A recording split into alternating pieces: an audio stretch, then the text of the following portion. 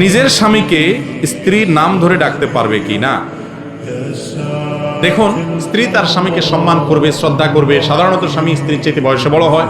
এছাড়া বয়সে যাই হোক না কেন, কোরআন এবং হাদিস স্বামীকে অভিভাবক করেছে স্ত্রীর জন্য, সেজন্য তাকে সম্মান প্রদর্শন করবে।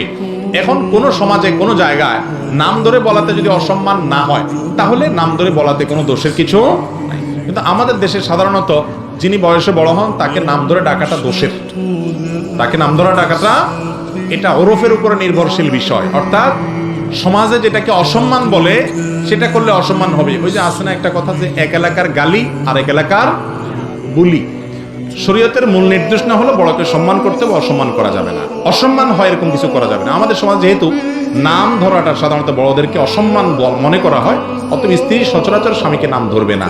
তবে যদি এটাতে কোনো সমাজে, কোনো সোসাইটিতে, কোনো ফ্যামিলিতে এটা দোষের কিছু না থাকে, সেখানে কোনো অসুবিধা নেই।